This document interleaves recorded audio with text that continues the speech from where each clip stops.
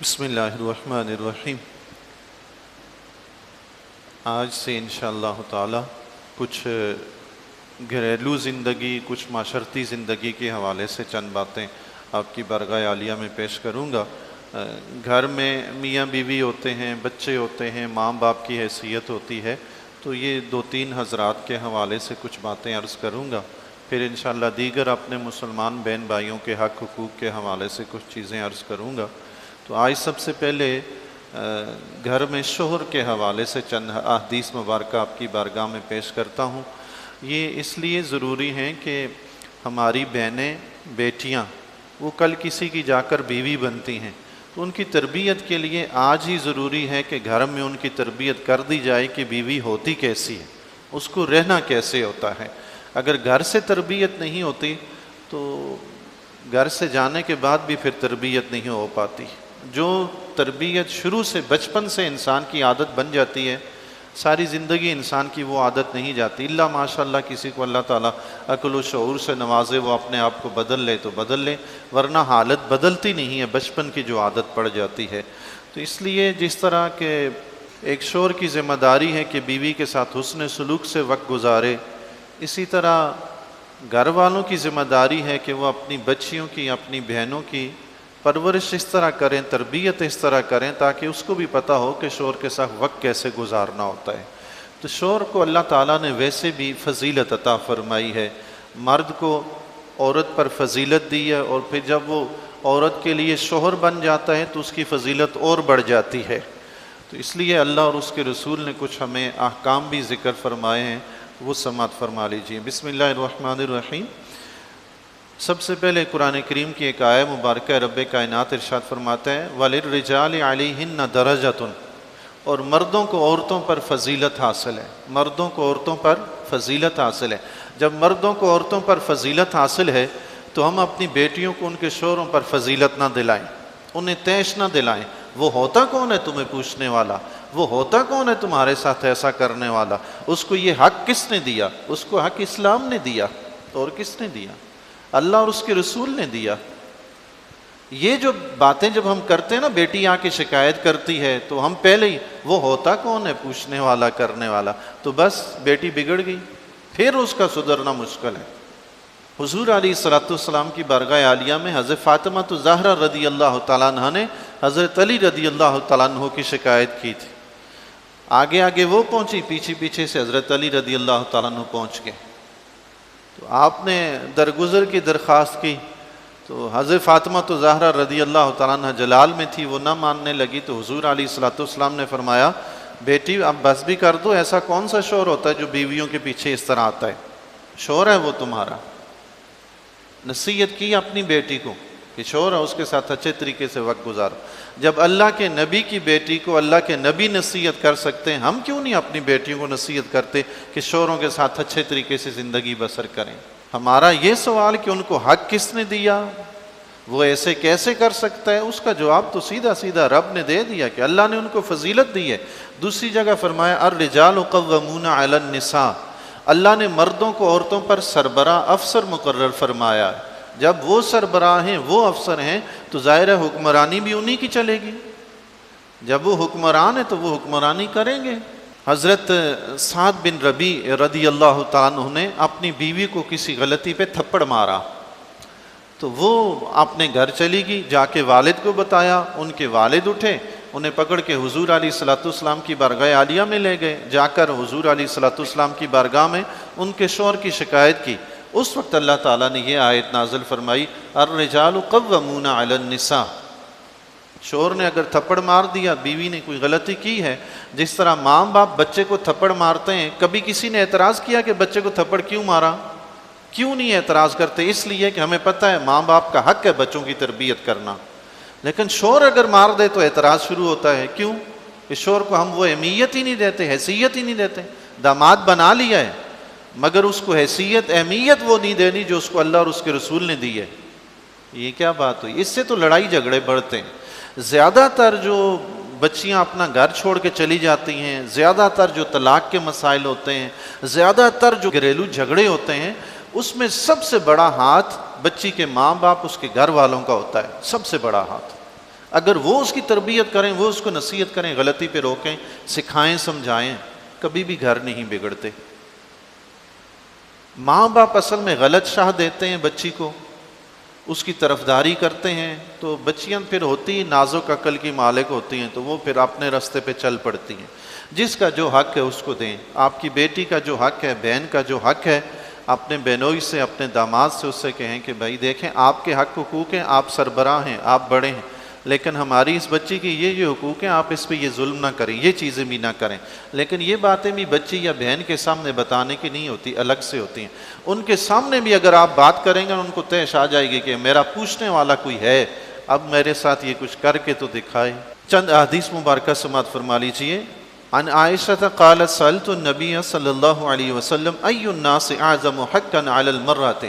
ام المومنین حضرت عائشہ صدیقہ رضی اللہ تعالیٰ عنہ فرماتی ہیں میں نے حضور علیہ السلام کی بارگاہ عالیہ میں عرض کی، یا رسول اللہ، لوگوں میں سب سے زیادہ حق عورت پر کس کا ہے؟ عورت پر سب سے زیادہ حق کس کا ہے؟ قالا، حضور علیہ السلام نے ارشاد فرمایا، زوجہا، اس کے شوہر کا۔ ماں باپ کا ذکر ہی نہیں کیا، بہن بھائیوں کا ذکر ہی نہیں کیا۔ عورت پر سب سے بڑا حق کس کا؟ فرمایا شوہر کا ہے۔ یہ باتیں ہم بتاتے ہیں اپنی بیٹیوں کو، بہنوں کو؟ نہیں بتاتے کہ ہم سے زیادہ تمہارے اوپر تمہارے شوہر کا حق ہے، نہیں بتاتے۔ ہم اپنا ہی حق گنواتے رہتے ہیں۔ اور بس اوقات وہ بچیاں بھی کیا کرتی، میرے ماں باپ ہیں، تم ایسے کیسے کہہ سکتے ہو، تم ایسے کیسے کر سکتے ہو، میرے ماں باپ جو کہیں گے میں وہ کروں گی۔ بھائی اب وہ کرنے کا وقت نہیں ہے، اب یہ کرنے کا وقت ہے جو شوہر کہہ رہا ہے۔ پھر فرماتی ہیں قلت فأی الناس اعظم حقا علی الرجل۔ عرض کی یا رسول اللہ، پھر یہ بتائیے کہ مرد پہ سب سے زیادہ حق کس کا ہے؟ عورت پہ اگر شوہر کا ہے تو مرد پہ کس کا حق ہے؟ قال امہ، حضور علیہ السلام نے فرمایا اس کی ماں کا۔ اور خواتین کو سب سے زیادہ پریشانی یہ ہوتی ہے کہ میرا شوہر ماں کی زیادہ کیوں طرفداری کرتا ہے۔ لو بھائی، اس کا حق ہی زیادہ ہے، وہ کیا کرے؟ مجبور ہے نا وہ، اللہ اور اس کے رسول نے حق مقرر کر دیا، بیوی کا بعد میں ماں کا پہلے۔ تو وہ آفس سے واپس آئی تو پہلے جا کے ماں کو سلام کرے، ماں کو سلام کر دیا، اس پہ بھی عورتیں بگڑ جاتی ہیں، پہلے وہاں چلے جاتے ہیں، ان سے پوچھتے ہیں، میرا تو خیال ہی نہیں، میرا تو کوئی پوچھتا ہی نہیں۔ نعوذ باللہ من ذالک۔ اصل سارا مسئلہ جو ہوتا ہے وہ گھر سے تربیت کا ہوتا ہے۔ گھر میں تربیت اچھی ہو جائے تو اللہ کے فضل و کرم سے بچیاں بگڑتی نہیں ہیں، گھر بھی آباد رہتے ہیں، گھر بھی بسے رہتے ہیں۔ حضرت عبداللہ بن ابی اوفا رضی اللہ تعالیٰ عنہ روایت نقل کرتے ہیں کہ حضرت معاذ بن جبل رضی اللہ تعالیٰ عنہ جب شام سے واپس آئے تو انہوں نے حضور علیہ السلام سے ملاقات کی، ملاقات کرنے کے لیے تشریف لائے۔ حضور علیہ السلام کی بارگاہ عالیہ میں پہنچے تو جا کر حضور علیہ السلام کو سجدہ کیا۔ کس نے سجدہ کیا؟ سنن ابن ماجہ کی حدیث ہے۔ معاذ بن جبل رضی اللہ تعالیٰ عنہ نے، صحابی رسول نے حضور علیہ السلام کو سجدہ کر دیا۔ حضور علیہ السلام نے شرک کا فتویٰ نہیں لگایا۔ کم از کم ہمیں اس سے یہ تو پتہ چلا کہ اگر کوئی غیر اللہ کو سجدہ کر دے تو شرک ہوتا نہیں ہے، شرک اسی وقت ہوگا جب عبادت کی نیت سے سجدہ کرے۔ یہ حضرت معاذ بن جبل رضی اللہ تعالیٰ نے سجدہ کیوں کیا؟ حضور علیہ السلام کے ادب و احترام کے لیے، تعظیم کے لیے۔ جیسے ہم سلام کرتے وقت علماء کے سامنے، بزرگان دین کے سامنے، ماں باپ کے سامنے، اساتذہ کے سامنے سلام کرتے ہوئے جھک جاتے ہیں، کس لیے؟ ادب کے لیے۔ تو یہ ادب اس درجے تک پہنچ جائے کہ بندہ سجدہ کرے، اسلام میں یہ بھی حرام ہے، لیکن شرک نہیں ہے۔ اس کو شرک کہنا بالکل غلطی ہے، بہت بڑی غلطی ہے۔ اسلام کے اوپر تہمت لگانا ہے۔ یہ دیکھیں نا، حضرت معاذ رضی اللہ تعالیٰ عنہ سجدہ کر رہے ہیں، سنن ابن ماجہ کی حدیث ہے، لیکن حضور علیہ السلام نے کیا فرمایا؟ شرک کا فتویٰ نہیں دیا کہ معاذ یہ تو شرک ہو گیا، نہیں، یہ نہیں فرمایا، بلکہ حضور علیہ السلام نے پوچھا، یہ ما ھذا یا معاذ، اے معاذ تم نے یہ کیا کیا؟ عرض کی یا رسول اللہ، وہاں میں نے دیکھا ہے کہ وہ اپنے سربراہوں کو، بڑے بڑے حاکموں کو وہ سجدے کرتے ہیں شام میں، تو میں نے کہا آپ سب سے زیادہ حقدار ہیں کہ آپ کو سجدہ کیا جائے۔ حضور علیہ السلام نے جواباً ارشاد فرمایا، فلا تفعلوا، ایسا نہیں کرو، ایسا نہیں کرو۔ شرک کا فتویٰ نہیں لگایا، اس کام سے منع فرمایا، چونکہ یہ کام اسلام میں حرام ہے، ناجائز ہے۔ اللہ کے سوا کسی کو سجدہ کرنا حرام ہے، ناجائز ہے۔ اگر کوئی عبادت کی نیت سے کرے تو پھر وہ شرک ہو جاتا ہے، بندہ دائرہ اسلام سے ہی نکل جاتا ہے۔ ادب و احترام کے لیے کر رہا ہے تو حرام ہے، شرک نہیں ہے۔ فلا تفعلوا، حضور علیہ الصلوۃ والسلام نے ایسا فرمایا ایسا نہیں کرو۔ فإني لو كنت آمرا أحدا أن يسجد لغير الله، اگر میں کسی کو حکم دیتا کہ وہ اللہ کے سوا کسی کو سجدہ کرے، لأمرت المرأة أن تسجد لزوجها، میں عورت کو حکم دیتا کہ وہ اپنے شوہر کو سجدہ کرے۔ سبحان اللہ۔ ہم اپنی بیٹیوں کو یہ بتائیں گے کہ تمہارا شوہر اس قابل ہے، اگر اللہ کے سوا کسی کو سجدہ جائز ہوتا تو تمہیں اپنے شوہر کو سجدہ کرنا پڑتا۔ اتنا مقام بیٹی کے دل میں اس کے شوہر کا بٹھا دینا، کبھی لڑائی جھگڑے کے مسائل ہی نہیں ہوں گے۔ اصل مسائل سب سے زیادہ وہیں پیدا ہوتے ہیں جب ہر کوئی سمجھتا ہے کہ میرا حق زیادہ ہے۔ وہ خاتون بیچاری یہ سمجھ بیٹھتی ہے کہ جتنا حق شوہر کو اتنا ہی میرا بھی ہے، میں اس کے برابر ہوں۔ آج کل برابری سکھائی جا رہی ہے، برابری نہیں ہے۔ استاد شاگرد میں، اولاد ماں باپ میں، اسی طرح شوہر بیوی میں برابری نہیں ہے۔ مقامات اللہ تعالیٰ نے رکھے ہیں، کوئی چھوٹے ہیں کوئی بڑے ہیں، کسی کا مقام زیادہ ہے کسی کا کم ہے۔ حضرت ام سلمہ رضی اللہ تعالیٰ عنہ فرماتی ہیں رسول اللہ صلی اللہ تعالیٰ علیہ وآلہ وسلم نے ارشاد فرمایا ایما امرأۃ ماتت وزوجها عنها راض، جو عورت مر گئی اور اس کا شوہر اس سے راضی تھا، ایسے حال میں مری کہ اس کا شوہر اس سے راضی تھا، دخلت الجنہ، وہ جنت میں داخل ہوگی۔ سبحان اللہ۔ دیکھیں جی، مرد ہے دنیا کے کتنے کام کاج کرنے ہوتے ہیں، بیوی ہے گھر میں رہتی ہے، گھر میں رہ کر اگر صرف اپنے شوہر کو راضی نہیں کر سکتی تو اس خاتون کی تربیت میں لگتا ہے کوئی بہت ہی زیادہ قصور ہے، بہت ہی زیادہ کمی ہے۔ ایک شوہر کو راضی نہیں کر پائی۔ آج کل کی جو صورت حال ہے، آپ یقین جانیں خاتون گھر سے باہر پتہ نہیں کتنی لوگوں کو راضی رکھ لیتی ہیں، گھر میں ایک شوہر کو راضی نہیں رکھ سکتی۔ قیل لرسول اللہ صلی اللہ علیہ وسلم، حضور علیہ الصلوۃ والسلام کی برگاہ عالیہ میں عرض کی، ای النساء خیر، یا رسول اللہ کون سی عورت بہترین عورت کون سی ہے، سب سے اچھی عورت کون سی ہے؟ قال، حضور علیہ الصلوۃ والسلام نے فرمایا، وہ عورت جب اسے شوہر دیکھے تو وہ شوہر کو خوش کر دے۔ سبحان اللہ، شوہر کو خوش کر دے۔ یہاں صورت حال ہی الٹی ہے، شوہر بیچارہ تھکا آ رہا باہر سے گھر آتا ہے، آگے سے پہلے ہی منہ چڑھا ہوا ہوتا ہے، اس کو اور غصہ آتا ہے۔ حضور علیہ الصلوۃ والسلام جب باہر سے گھر تشریف لاتے تھے، آل مکہ حضور علیہ الصلوۃ والسلام کو اتنا ستاتے، اتنا پریشان کرتے، آپ علیہ الصلوۃ والسلام بے حد رنجیدہ ہو جایا کرتے۔ لیکن جب گھر میں حضور علیہ الصلوۃ والسلام تشریف لاتے، ام المومنین حضرت خدیجہ الکبریٰ رضی اللہ تعالیٰ عنہا حضور علیہ الصلوۃ والسلام کا ایسے استقبال کرتی کہ حضور علیہ الصلوۃ والسلام اپنے سارے غم پریشانیاں بھول جایا کرتے تھے۔ سبحان اللہ۔ بیوی کا یہ کام ہے، بیوی کا یہ کام نہیں، شوہر بس انتظار ہے کہ دروازے سے اندر گھسے گا، یہ مسئلہ ہو گیا وہ مسئلہ، بس شکایتیں اور اپنی پریشانیاں اور بیماریاں اپنی تو اتنی گنتی ہیں کہ اللہ معاف کرے، اللہ معاف کرے۔ پتہ نہیں شوہر کو وہ ڈاکٹر سمجھتی ہیں، گھر کے کام کاج اتنے بتا دیں گی، یہ چیز خراب ہے وہ خراب ہے، پتہ نہیں اس کو انجینئر سمجھتی ہیں، اللہ بہتر جانتا ہے کہ وہ کیا سمجھ لیتی ہیں شوہر کو۔ اس بیچارے کا جو کام اس نے وہی کرنا ہے، بھائی کتنے کرے گا وہ کام۔ تو بیوی کا کام ہے کہ شوہر جب گھر میں آئے اس کو خوشی سے ملے، تاکہ اس کو دیکھ کے شوہر اس کا خوش ہو جائے، وہ اپنی پریشانیاں بھول جائے، اس کی تھکاوٹ اتر جائے۔ عموماً ہمارے ہاں کہتے ہیں نا، بچوں سے اتنا پیار ہوتا ہے، کہتے ہیں میں جا کے اپنی بیٹی سے ملتا ہوں یا بیٹے سے، میری ساری تھکن دور ہو جاتی ہے۔ چونکہ بیٹا اور بیٹی کبھی بھی نفرت سے پیش نہیں آتے، اپنے ماں باپ سے ملتے ہیں کیسے؟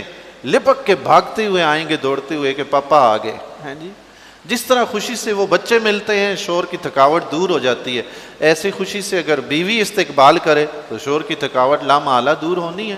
حضور علیہ الصلوۃ والسلام نے فرمایا، وہ عورت جسے شوہر دیکھے تو وہ شوہر کو خوش کر دے، اور شوہر اسے کسی بات کا حکم دے تو اس کی اطاعت کرے، اس کی مخالفت نہ کرے، نہ ہی مال میں نہ ہی اپنی جان میں۔ چاہے اس نے جانی حکم دیا ہے تو اس کو بھی پورا کرے، مالی حکم دیا ہے تو اس کو بھی پورا کرے۔ یہاں صورت حال ایسی ہوتی ہے، خود اپنے مال پہ اعداء بن کے بیٹھ جاتی ہیں، شوہر سے ہی خرچے کروائیں گی سب کچھ، اپنی ذات سے ایک روپیہ بھی اگر نکالیں گی اپنے پاس سے گنتی رہیں گی، اتنے پیسے میرے لگ گئے اتنے۔ او بھائی وہ آپ کا بھی تو گھر ہے، شوہر کے پیسے لگتے ہیں تو آپ کے لگ گئے کیا فرق پڑتا ہے، آپ کا بھی تو گھر ہے۔ نہیں میرے اتنے لگ گئے ہیں آپ نے مجھے دینے ہیں، شوہر سے لیں گی، اگر اس طرح کے حساب کتاب چلیں گے تو پھر کہاں گھر میں خوشی رہے گی، اتفاق کیسے رہے گا؟ جیسے شوہر اپنے گھر پہ خرچہ کر رہے، بیوی بھی آگے بڑھے، ایسے ہی کرے، شوہر کے ساتھ تعاون کرے، پھر اتفاق اور محبت بھی پیدا ہوتی ہے۔ حضور علیہ الصلوۃ والسلام ارشاد فرماتے ہیں اطلعت فی النار، حضور علیہ الصلوۃ والسلام نے فرمایا میں نے جہنم میں جھانک کر دیکھا تو فاذا اکثر اہلھا النساء، میں نے دیکھا کہ اس میں عورتیں سب سے زیادہ تھی، جہنم میں عورتیں سب سے زیادہ تھی۔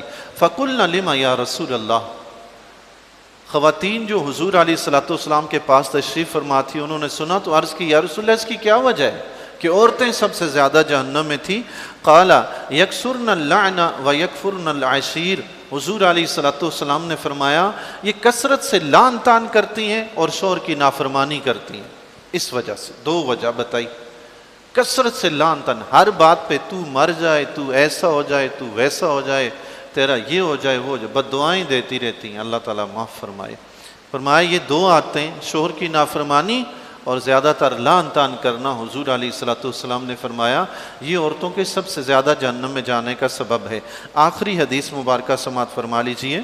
عن ابن عمر قال سمعت رسول اللہ صلی اللہ علیہ وسلم، حضرت عبداللہ بن عمر رضی اللہ تعالیٰ عنہ فرماتے ہیں میں نے رسول اللہ صلی اللہ تعالیٰ علیہ وآلہ وسلم کے ارشاد فرماتے ہوئے سنا، ان المرأة اذا خرجت من بیتہا، جب کوئی عورت اپنے گھر سے نکلتی ہے، وزوجها کارہ لذالک، اور اس کا شوہر اس بات کو ناپسند کرتا ہے، شوہر کی مرضی کے بغیر وہ گھر سے نکلی ہے، لعنہا کل ملک فی السماء، آسمان کا ہر فرشتہ اس پر لعنت کرتا ہے، وکل شیء تمر علیہ، اور جس جس چیز کے پاس سے وہ گزرتی جاتی ہے ہر وہ چیز اس پر لعنت کرتی ہے، غیر الجن والانس، جنوں اور انسانوں کے علاوہ، جنوں اور انسانوں کے علاوہ جس کے پاس سے بھی گزرے گی وہ چیز اس پر لعنت کرے گی کہ شوہر کی مرضی کے بغیر گھر سے نکلی ہے، حتی ترجع، جب تک واپس نہ آ جائے۔ فرشتے بھی لعنت بھیجتے رہتے ہیں، دنیا کی ہر چیز اس پر لعنت بھیجتی رہتی ہے جس کے پاس سے وہ گزرتی ہے۔ ایک حدیث مبارکہ میں حضور علیہ الصلوۃ والسلام نے ارشاد فرمایا عورت 5 وقت کی نماز پڑھے، اپنی عصمت کی حفاظت کرے اور شوہر کی فرما برداری کرے، 5 وقت کی نماز پڑھے، اپنی عصمت کی حفاظت کرے، شوہر کی فرما برداری کرے، جنت کے جس دروازے سے چاہے داخل ہو جائے، سبحان اللہ، جس دروازے سے چاہے۔ اس کا مطلب ہے ایسی خاتون جو اپنے شوہر کو راضی رکھتی ہے اللہ تعالیٰ اس کے لیے جنت کے 8 دروازے کھول دیتا ہے، سبحان اللہ، سبحان اللہ۔ اللہ تعالیٰ سے دعا ہے جی اللہ تعالیٰ ہمیں اپنی بہنوں بیٹیوں کی ایسی تربیت کرنے کی توفیق عطا فرمائے کہ وہ اپنے شوہر کو راضی رکھ سکیں۔ بالفرض اگر کسی کی شادی ایسی جگہ پہ ہوگی کہ اس خاتون کی تربیت اچھی نہیں تھی، پھر شوہر کی ذمہ داری ہے بجائے لڑائی جھگڑے کرنے کی اس کی تربیت کرے، شروع سے ہی تربیت اس کی کر لے تاکہ اس کا مزاج، اس کی تربیت اچھی ہو جائے، مزاج اس کا درست ہو جائے، اس طریقے سے گھر کی زندگی بسر ہو سکے۔ اللہ تعالیٰ سے دعا ہے جی ہم سب کو ایک دوسرے کے حق حقوق ادا کرنے کی توفیق عطا فرمائے۔